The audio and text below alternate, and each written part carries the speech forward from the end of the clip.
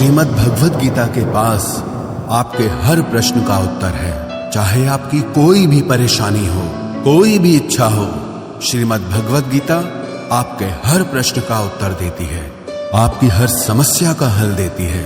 चाहे वो परेशानी आपके मन की हो, या धन की हो, या आपके शरीर की हो, या आपके रिश्तों की हो, आपको अपनी हर समस्या का उत्तर श्रीमद् भगवद गीता में जरूर मिलेगा।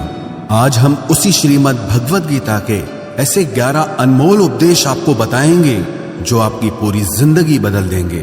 बस आप इन बातों को वीडियो के अंत तक ध्यान से सुनिए। जो भी व्यक्ति इस वीडियो को अंत तक सुनेगा, उसे अपनी जिंदगी, उसे अपनी हर परेशानी का हल अवश्य मिलेगा। उसे अपनी जिंदगी में जो कुछ भी चाहिए वो उसे जरूर मिलेगा। श्रीमद् भगवद गीता का सबसे पहला उपदेश यही है कि कोई अगर आपका अपना है या कोई आपसे बड़ा है तो उसका अपने प्रति गलत व्यवहार कभी भी सहन नहीं करना चाहिए। ये गीता का उपदेश हमारी जिंदगी से भी जुड़ा है। हम भी अपने मन की अधिकतर तकलीफों को ये सोचकर जिंदगी भर सहते रहते हैं कि ये तो मेरा अपना है, ये तो मेरा बड़ा है, इसको हम कैसे कुछ कह सकते हैं। हम अगर नहीं सहेंगे, कुछ कह देंगे तो हमारे रिश्ते ही खराब हो जाएंगे, हमारे रिश्ते ही समाप्त हो जाएंगे। पर सोचने की बात यह है कि उस व्यक्ति को आप अपना कैसे मान सकते हैं जो आपकी तकलीफों की वजह हो। अपना तो वो होता है जो हमारी तकलीफों को दूर कर दे। तो गीता का ये उपदेश है कि किसी को भी अपना फायदा मत उठाने दो, किसी को भी खुद पर जुल्म मत करने दो, क्योंकि आप जितना सहेंगे लोग आपको उतना सहने के लिए और मजबूर करेंगे। गीता का पहला अध्याय जिसका नाम अर्जुन विषाद योग और दूसरा अध्याय जिसका नाम सांख्य योग है, उसके आरंभ में अर्जुन ने श्री कृष्ण के आगे अपना दुख प्रकट किया है कि हे केशव, मैं कौरवों से कैसे युद्ध कर सकता हूं? ये सब तो मेरे अपने ही हैं। मैं कैसे भीष्म पितामह और द्रोणाचार्य से युद्ध करूंगा, क्योंकि वो दोनों मेरे पूजनीय हैं। इसलिए इन गुरुजनों को मारने से तो अच्छा है मैं भिक्षा के अन्न को खाकर अपने जीवन का गुजारा करूं। और जिन कौरवों से मैं युद्ध करने जा रहा हूं वो सब धृतराष्ट्र के पुत्र मेरे भाई ही हैं, मेरे अपने ही हैं। इन सबको मारने से अच्छा है कि मैं सन्यासी बन जाऊं। तो श्री कृष्ण ने अर्जुन से कहा कि यहां कौन अपना है और कौन पराया है। जो अधर्म करता है उसके साथ युद्ध करना तुझे मोक्ष और मुक्ति देगा। तू अपने इस मन के मोह को त्याग दे, नहीं तो सारा जग तेरी निंदा ही करेगा, तुझे डरपोक कहेगा। बात अपने पराये की नहीं है, बात धर्म और अधर्म की है, बात सही और गलत की है। अगर तू गलत को सहेगा, उसका अंत नहीं करेगा, तो गलत करने वाले को और बल मिलेगा, वो और भी गलत करेगा। इसीलिए मन के मोह को त्याग करके तू युद्ध कर। महाभारत की एक और कहानी भी है। जब अर्जुन के पुत्र अभिमन्यु की युद्ध में मृत्यु हो जाती है, तब अर्जुन बहुत दुखी होता है, रोने लगता है। वो श्री कृष्ण से कहने लगा कि मेरा पुत्र अभिमन्यु मर गया है, मैं ये दुख बिल्कुल भी सहन नहीं कर सकता, मैं भी अपने आप को समाप्त कर लूंगा। फिर भगवान श्री कृष्ण उसे आत्माओं के लोक में लेके गए, जहां अभिमन्यु आनंद से बैठा हुआ था, क्योंकि उसने क्षत्रियोचित व्यवहार किया, इसलिए उसे उत्तम पद की प्राप्ति हुई। जब अर्जुन अभिमन्यु के पास रोते रोते पहुंचा, अपने पुत्र को देखकर अर्जुन बहुत प्रसन्न हुआ। उसे गले से लगाकर कहने लगा कि हे पुत्र, तेरे बिना तो मैं जी ही नहीं सकता, मैंने तो अपने जीवन की आशा का ही त्याग कर दिया है। तो अभिमन्यु कहने लगा कि आप कौन हैं? अर्जुन बोला, मैं तेरा पिता हूं, तू मेरा पुत्र है अभिमन्यु। तो अभिमन्यु कहने लगा कि कौन पिता कौन पुत्र, मेरे हजारों जन्म हुए हैं, किसी जन्म में आप मेरे पिता बनते हैं और किसी जन्म में मैं आपका पिता बनता हूं। आत्मा का न कोई माता होता है न कोई पिता होता है। जब अर्जुन ने देखा कि मेरा पुत्र मुझे पहचान भी नहीं रहा, तो उसका सारा मोह खत्म हो गया। इसलिए गीता के इस उपदेश को ठीक से समझ लो कि यहां कोई अपना पराया नहीं है। जो बुरे वक्त में तकलीफ के वक्त में हमारा साथ दे, सिर्फ वही हमारा अपना है, बाकी सब पराए हैं। गीता का दूसरा उपदेश यह है कि जो चला गया है कभी उसका दुख मत करो, और जो आने वाला है उसकी बिल्कुल भी चिंता मत करो। जब महाभारत का युद्ध चल रहा था तब अर्जुन ने श्री कृष्ण से कहा कि अगर यह युद्ध हुआ तो करोड़ों लोग मारे जाएंगे। जो सैनिक और योद्धा इस युद्ध में मारे जाएंगे उनकी स्त्रियों का क्या होगा, समाज कैसे आगे बढ़ेगा। और भी बहुत सी बातें अर्जुन ने विस्तार से कही हैं। तो भगवान श्री कृष्ण ने कहा, अशोच्यानन्व शोचस्त्वम प्रज्ञावादांश भाषसे गतासून अगतासूश्च नानुशोचन्ति पंडिताः।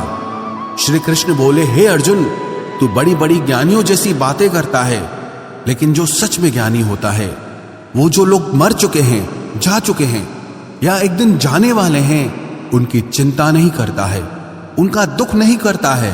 तेरे हाथ में कुछ भी नहीं है, तू चाहकर भी कुछ कंट्रोल नहीं कर सकता। जीवन और मरण ये तो प्रकृति की नियति है। इसीलिए जो ज्ञानी होता है वो किसी के मरने पर भी रोता नहीं है। ज्ञानी जन ना ही बीते हुए कल का शोक करते हैं और ना ही आने वाले कल की चिंता करते हैं। इसीलिए जो होने वाला है वो होकर ही रहता है, और जो नहीं होने वाला है वो कभी नहीं होगा। ऐसा निश्चय जिसको समझ में आ जाता है, जिसकी बुद्धि में आ जाता है, उसे कभी कोई चिंता नहीं सताती, कोई दुख नहीं सताता। हमारे सारे दुखों का कारण ही यही है। या तो हम जो वक्त गुजर चुका है उसे सोच सोचकर परेशान होते रहते हैं, या भविष्य की चिंता कर करके खुद को बीमार कर देते हैं, नष्ट कर देते हैं। गीता का ज्ञान हमें यही सिखाता है कि ना तो हम बीता हुआ कल बदल सकते हैं और ना ही आने वाले कल पर कंट्रोल कर सकते हैं। हमारे हाथ में सिर्फ वर्तमान है, सिर्फ आज का ही पल है। हमारा 98% तनाव और चिंताएं भूतकाल और भविष्यकाल के बारे में सोचते रहने से होता है। हम हमेशा उसी में ही जीते रहते हैं, मगर वर्तमान में कभी नहीं जीते, इस पल को कभी नहीं जीते। जब आप वर्तमान का पूरा आनंद लेना सीख जाओगे, तभी आपकी जिंदगी से तनाव कम होगा, चिंताएं खत्म होगी। वर्तमान में जीना एक बहुत बड़ी उपलब्धि है। हमारे हाथ में भी सिर्फ आज का ही पल है। हमें जो भी करना है आज ही करना है। कभी भी ये सोचकर समय को नष्ट नहीं करना चाहिए कि अभी मेरे पास बहुत समय बचा है। एक गुरुजी ने अपने एक शिष्य को पारस का पत्थर दिया। उनका वो शिष्य बहुत आलसी था, हर काम को कल पे टाल देता था। तो गुरुजी ने उससे कहा कि मैं तुझे ये पारस पत्थर दे रहा हूं। इस पारस पत्थर से जब तू लोहे को स्पर्श कराएगा तो वो लोहा स्वर्ण बन जाएगा, सोना बन जाएगा। और ये पारस पत्थर मैं तुझे 1 महीने के लिए दे रहा हूं। जब 1 महीना समाप्त हो जाएगा तब मैं तुझसे ये पत्थर वापस ले लूंगा। तब तक तू इस पत्थर को अपने पास ही रख। गुरुजी का वो शिष्य बाजार में लोहा खरीदने के लिए गया। जब बाजार में वो लोहा खरीदने पहुंचा तो उसे लोहे का वो रेट बहुत महंगा लगा। उसने कहा थोड़े दिन रुक के ले लूंगा, जब लोहे का रेट कम हो जाएगा। पर उसकी बुद्धि में ये बिल्कुल नहीं आया कि इस लोहे को मैं सोना बनाकर बहुत अधिक धन बना सकता हूं। लेकिन उसके मन की सुस्ती, उसके मन का आलस्य, उसकी वजह से उसने उस काम को कल पे टाल दिया। ऐसे ही करते करते पूरा महीना समाप्त हो गया। फिर गुरुजी उस शिष्य के पास आ पहुंचे कि बताओ तुमने कितना सोना बनाया। शिष्य बोला कि मैंने तो अभी सोना बनाना शुरू भी नहीं किया। तो गुरुजी ने कहा मुझे मेरा वो पारस पत्थर वापस चाहिए। शिष्य बोला कि नहीं, मुझे थोड़ा वक्त दीजिए, मैं थोड़ा सोना बनाना चाहता हूं। गुरुजी ने कहा कि ये पारस पत्थर पूरा 1 महीना तेरे पास था, पर तू कुछ नहीं कर पाया, लेकिन अब समय समाप्त हो चुका है। ऐसे ही ये हमारा जीवन है, हमारी जिंदगी है, और ये समय ही पारस पत्थर है। हम समय के एक एक पल से अपने जीवन को सोना बना सकते हैं, लेकिन हमें ये लगता है कि हमारे पास बहुत समय बचा है, एक दिन जिंदगी को जी लेंगे, एक दिन जिंदगी में खुश हो जाएंगे, लेकिन वो दिन कभी नहीं आता और हम जिंदगी भर भागते रहते हैं, चिंता करते रहते हैं, दुखी होते रहते हैं, लेकिन जिंदगी को जीना, खुश रहना हम भूल जाते हैं। इसलिए गीता का ज्ञान हमें यह सिखाता है कि आप आज में जीना सीखो, इस पल में जीना सीखो। गीता का तीसरा उपदेश यह है कि मौत से डरना बिल्कुल व्यर्थ है। श्री कृष्ण ने गीता में कहा है कि यह संसार मृत्यु लोक है। जिसका भी जन्म हुआ है वो एक दिन जरूर मर जाएगा। जिसका आरंभ हुआ है उसका अंत अवश्य होगा। हम इसे रोक नहीं सकते। जैसे हम रोज कपड़े बदलते हैं, वैसे ही हमारी आत्मा नया शरीर धारण करती है। मृत्यु सिर्फ इस जीवन का एक नया आरंभ है, इस जीवन का अंत नहीं है। आत्मा कभी नहीं मर सकती और ना ही उसे कोई मार सकता है, लेकिन मौत का डर मनुष्य को सबसे ज्यादा लगा रहता है। मौत का दुख भी इंसान को सबसे ज्यादा होता है। एक पेड़ में दो पक्षियों का जोड़ा रहता था। उन दोनों को एक दूसरे से बहुत प्रेम था। उन्होंने साथ जीने मरने की कस्में खाई थी। एक दिन वहां एक शिकारी आया और उसने एक तीर चलाकर वहां पेड़ पर बैठे मादा पक्षी को मार दिया। तो वो अकेला नर पक्षी रोने लगा कि मैं तुम्हारे बिना कैसे जी पाऊंगा। तुम्हारी जगह मेरी मृत्यु आ जाती, मेरा जीवन तुमको मिल जाता। वो रो रो के बहुत विलाप करने लगा। इतने में ही उस शिकारी ने दूसरा तीर चलाया और उस नर पक्षी को भी मार दिया। वास्तविकता में ये कहानी हमारी ही है। हम भी रोते रहते हैं जब कोई मरता है तो, लेकिन हमें ये नहीं पता कि एक न एक दिन हमारा भी जीवन समाप्त हो जाएगा। हम भी उसी मृत्यु के पेड़ पे ही बैठे हैं, लेकिन शरीर का मिटना हमारा अंत नहीं है। श्री कृष्ण ने अर्जुन से कहा कि हे अर्जुन, तेरे और मेरे अनंत जन्म हुए हैं। तुझे कुछ भी याद नहीं है, लेकिन मुझे सब याद है। जो व्यक्ति इस सत्य को समझ ले कि मैं यहां इस संसार में कुछ समय के लिए आया हूं, उसकी जिंदगी के सारे झगड़े, सारे दुख, सारी चिंताएं ही समाप्त हो जाएंगी। जब इस संसार से जाना ही है तो दुख किस बात का। पहले के जमाने में साधु महात्मा लोग पैदल यात्रा करते थे। यात्रा करते करते वो एक नगर में पहुंचे। वो महात्मा बहुत थक चुके थे। उस नगर में उन्होंने एक महल देखा और उन्होंने उस महल में जाकर विश्राम करने का सोचा और वो महल में जाकर सो गए। जब उस महल में वहां का राजा पहुंचा तो अपने पलंग पर उस महात्मा को सोता देखकर बहुत हैरान हो गया। राजा उस महात्मा से पूछने लगा कि तुम मेरे महल में कैसे घुस आए और मेरे बिस्तर पर सो रहे हो। महात्मा कहने लगा, ये तुम्हारा महल है? मुझे तो लगा ये धर्मशाला है। तो राजा ने कहा, आपको मेरा महल धर्मशाला कैसे लगा? तो महात्मा ने राजा से प्रश्न किया कि तुमसे पहले इस महल में कौन रहता था? तो वो राजा बोला कि मुझसे पहले मेरे पिता यहाँ पर रहते थे और उससे पहले मेरे दादाजी यहाँ पर रहते थे। तो महात्मा ने फिर प्रश्न किया कि क्या तुम इस महल में हमेशा रहोगे या तुम्हारे बाद कोई और रहेगा? तो राजा कहने लगा कि मेरे बाद मेरा पुत्र इस महल में रहेगा। तो महात्मा राजा से कहने लगे कि जिस जगह पर रहने वाले बार बार बदल जाते हो उसे घर कैसे कह सकते हो? वो तो धर्मशाला ही है। इसीलिए तेरे महल को धर्मशाला समझकर मैं इसमें रात बिताने के लिए आ गया। धर्मशाला जान जग को, जीव सब मेहमान है। मोह किससे मत करो, सब स्वप्न का सामान है। यदि हम भी इस बात को समझ लें कि हम यहाँ कुछ समय के लिए आए हैं, आनंद करने के लिए आए हैं, खुश रहने के लिए आए हैं, तो हमारे सारे दुख ही समाप्त हो जाएं। जब हम अपना मोह यहाँ जमा लेते हैं, अपना दावा यहाँ जमा लेते हैं कि ये मेरा है, इसे मैं छोड़ नहीं सकता, इसके बिना मैं जी नहीं सकता, तो हमारा जीवन दुखों से भर जाता है। इसलिए जीवन में मृत्यु का भय त्याग करके जीवन का प्रतिपल आनंद लेना चाहिए। गीता का चौथा उपदेश, मन और विचारों को कंट्रोल किए बिना जीवन में कभी शांति और सुकून मिलने वाला ही नहीं है। अर्जुन ने श्री कृष्ण से कहा कि मेरा मन सही गलत सब कुछ जानता है, फिर भी मेरे विचार और मेरा मन मुझसे कंट्रोल नहीं होता। मैं जो करना चाहता हूं वो कर नहीं पाता हूं। और जो नहीं करना चाहता हूं वो मेरा मन मुझसे जबरदस्ती करवाता है। इसीलिए मैं बेचैन हो गया हूं, मुझे शांति प्राप्त नहीं हो रही। तो श्री कृष्ण ने अर्जुन से कहा, उसके लिए तुझे अपने मन और विचारों से डिटैच होकर अपने मन और विचारों को सही दिशा में ले जाने की प्रैक्टिस करनी होगी, अभ्यास करना होगा। और ये एक दिन का काम नहीं है। जब तक तू अपने मन और विचारों की गुलामी का त्याग नहीं करता, तब तक तुझे जीवन में कभी शांति नहीं मिलेगी। एक राजा था, वो बहुत बेचैन और परेशान रहता था। एक दिन वो अपने गुरुजी के पास गया और उनसे कहने लगा कि मेरा मन बहुत बेचैन है, मैं बहुत परेशान हूं, मैंने पूरे संसार को जीत लिया है, सब कुछ है मेरे पास, पर मैं खुश नहीं हूं, मेरे मन में सुकून नहीं है, शांति नहीं है।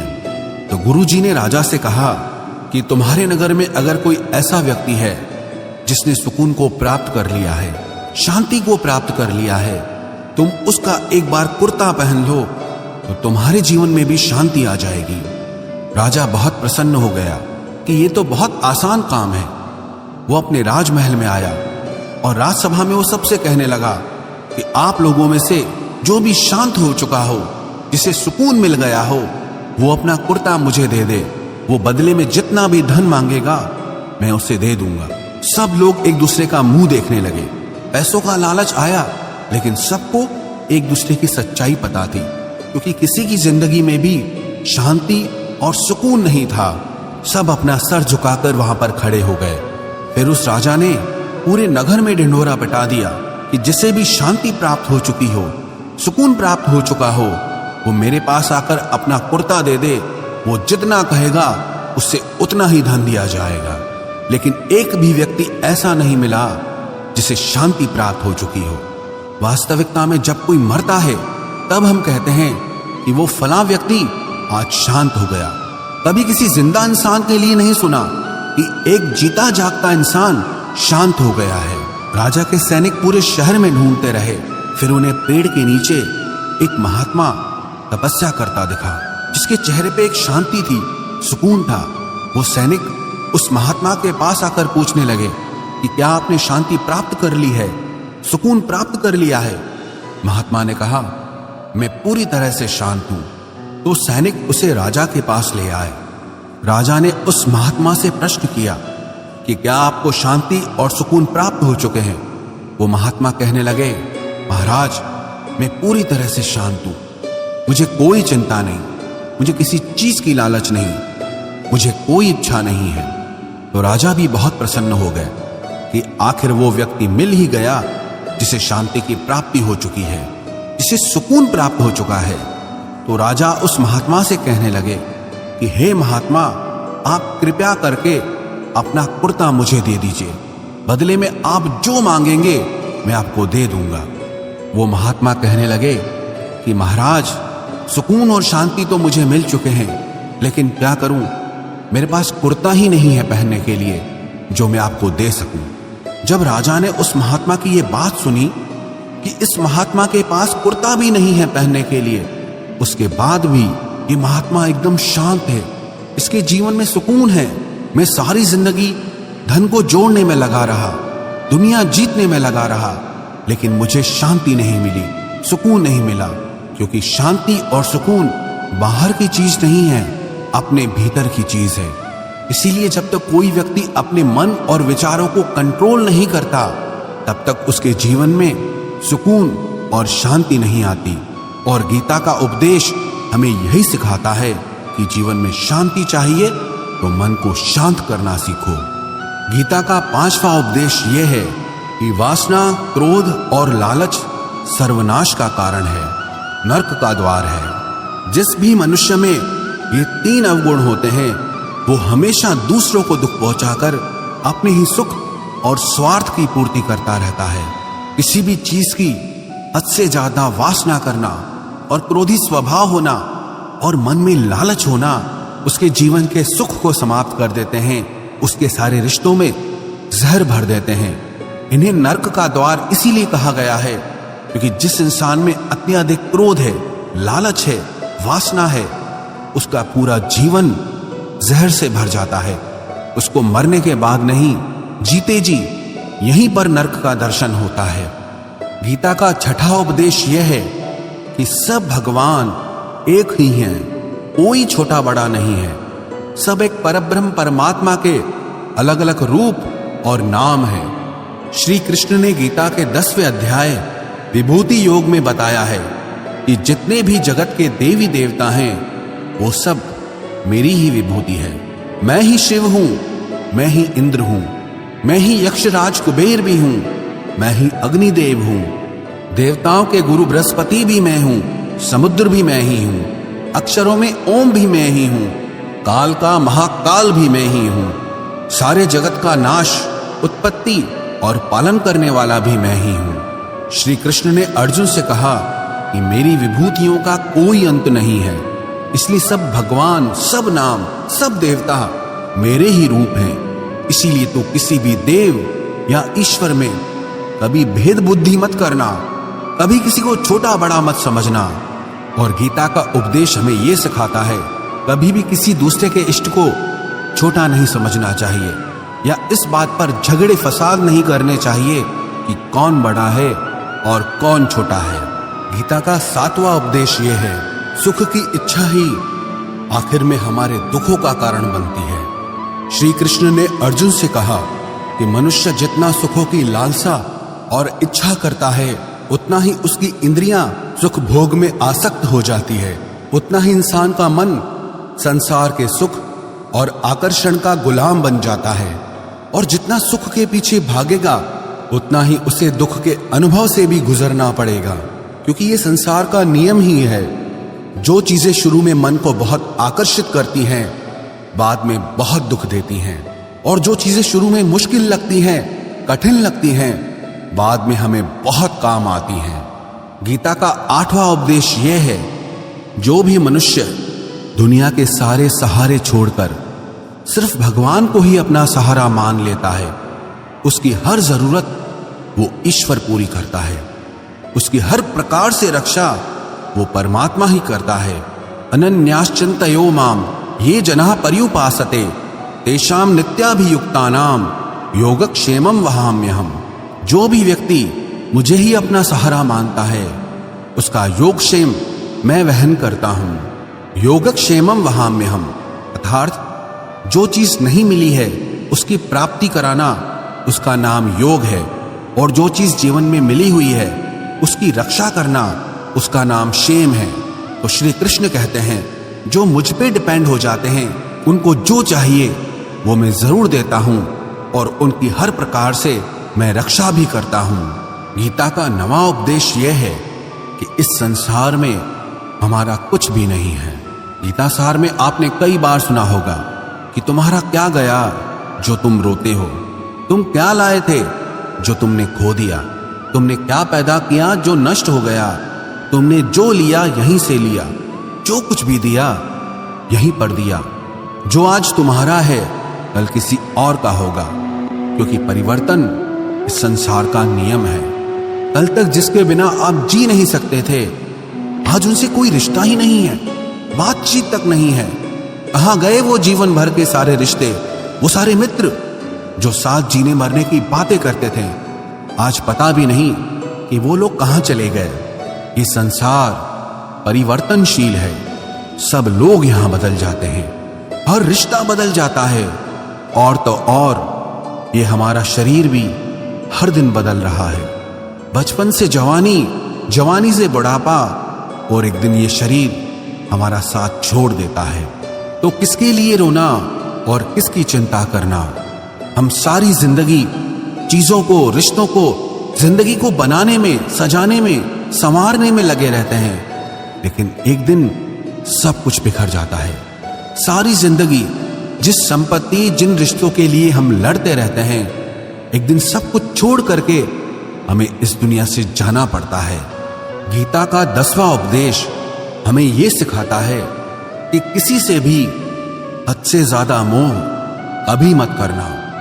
श्री कृष्ण ने गीता का पूरा ज्ञान ही अर्जुन के मोह को नष्ट करने के लिए कहा है। ये मोह ही है जो इंसान को सबसे ज्यादा रुलाता है। मोह इतना बलवान है कि शेर जैसे इंसान को भी गीदड़ बना देता है। जो अर्जुन युद्ध में देवताओं से भी जीत गया, पर अपने रिश्तेदारों को युद्ध में देखकर उसका हाथ कांपने लगा। वो बोला, हे केशव, मेरे हाथ में धनुष पकड़ने की ताकत भी नहीं बची है, मेरे हाथ कांप रहे हैं, मैं युद्ध नहीं कर पाऊंगा। ये मोह इतना पेनफुल होता है जिसकी पीड़ा ना सह पाने के कारण कई लोग अपनी जिंदगी खत्म कर देते हैं, आत्महत्या तक कर लेते हैं कि उस व्यक्ति के बिना हम जी नहीं पाएंगे। जीवन में किसी से भी हद से ज्यादा मोह करोगे तो जीवन भर पीड़ा का ही सामना करना पड़ेगा। जो व्यक्ति अपने मोह से बाहर नहीं आता, उसका सब कुछ उससे छिन जाता है, उसकी सारी खुशी खत्म हो जाती है। इसीलिए गीता का ज्ञान बार बार यही सिखाता है कि अपने मन के मोह को त्याग करके आप बलवान बनो, बुद्धिमान बनो, सत्य के दर्शन करो कि वास्तविकता क्या है। क्योंकि हमारा मोह हमें हमेशा झूठ ही दिखाता है, झूठ पे ही विश्वास दिलाता है और दिल में झूठी उम्मीदें जगाता है। और ये ही हमारे दुखों का सबसे बड़ा कारण है। हम ही मोह कर लेते हैं, हम ही लोगों से उम्मीदें लगा बैठते हैं, पर वास्तविकता बिल्कुल अलग होती है। लोग वैसे नहीं होते जैसे हम मान लेते हैं, जैसा हम समझ लेते हैं, क्योंकि मोह के कारण हमें सच्चाई नहीं दिख पाती, लोगों का असली चेहरा नहीं दिख पाता।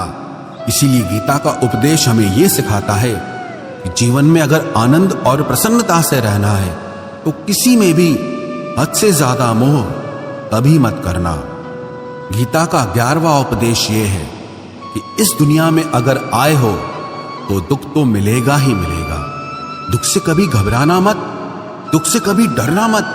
श्री कृष्ण ने गीता में कहा है कि ये संसार दुखालयम अशाश्वतम है, अर्थात ये संसार दुखों का घर है। जैसे औषधालय में औषधि मिलती है, पुस्तकालय में पुस्तकें मिलती है, चिकित्सालय में चिकित्सा होती है, वैसे इस संसार को भी श्री कृष्ण ने एक नाम दिया है, दुखालय, जहां पर दुख मिलता हो। दुख तो यहां हर किसी के जीवन में आता ही है, लेकिन अगर दुख आया है तो सुख भी आएगा। इसीलिए दुख से कभी डरना नहीं चाहिए, क्योंकि ये संसार दुखालय भी है और अशाश्वत भी है। अशाश्वत का मतलब ही यही होता है कि यहां परमानेंट कुछ भी नहीं है, यहां सब कुछ बदल जाता है। दुख सुख में बदल जाता है और सुख दुख में बदल जाता है। सम्मान अपमान में और अपमान सम्मान में बदल जाता है। खुशी दर्द में और दर्द खुशी में कभी भी बदल जाती है। जीत हार में और हार जीत में जहां कभी भी कुछ भी बदल सकता है। कुछ भी परमानेंट नहीं है, ना ही हम परमानेंट हैं, ना ही हमसे जुड़ी कोई चीज यहां पर परमानेंट है, क्योंकि ये संसार अशाश्वत है, शाश्वत नहीं है। यहां सब कुछ बदलने वाला है, यहां कुछ भी परमानेंट नहीं रहेगा। तो आपका दुख भी परमानेंट नहीं रहेगा, इसीलिए दुख से कभी भी डरना नहीं चाहिए। गीता का ये उपदेश हजारों साल पुराना है, लेकिन आज भी नए से नया है। पूरे विश्व में गीता को सबसे ज्यादा पढ़ा गया है और सबसे कम समझा गया है। श्रीमद् भगवद गीता के ये उपदेश अगर कोई व्यक्ति ठीक से समझ ले और उसे अपनी जिंदगी में उतार ले तो ये पक्की बात है, वो अपनी जिंदगी में जो चाहे वो हासिल कर सकता है। अपने जीवन की हर समस्या से वो एक पल में बाहर आ सकता है। श्रीमद् भगवद गीता के इस दिव्य उपदेश को हमें बार बार सुनना चाहिए, हर रोज सुनना चाहिए। जब भी जीवन में कोई चिंता या परेशानी आए तो एक बार इस उपदेश को जरूर सुन लेना और मन में यह विश्वास रखना कि गीता का ये उपदेश आपकी जिंदगी की हर परेशानी में आपको राह अवश्य दिखाएगा।